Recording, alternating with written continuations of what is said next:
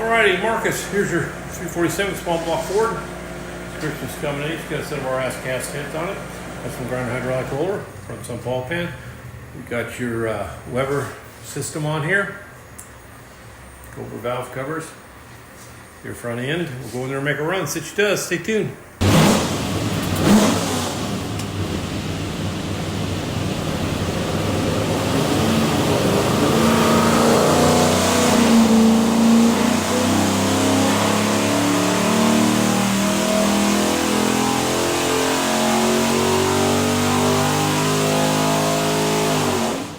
Alrighty, 427 foot-pounds of torque, really flat all through there. Peak torque 436, peak horsepower 408, so everything's good. We'll pull the pipes back, make sure it's good and clean. Show you a couple of things when you receive your engine. Find this thing, look at a credit card. It is a USB card full of technical information, and the crate will be this engine spec sheet. Have all data on it. Highly recommend reading it. Have a great day.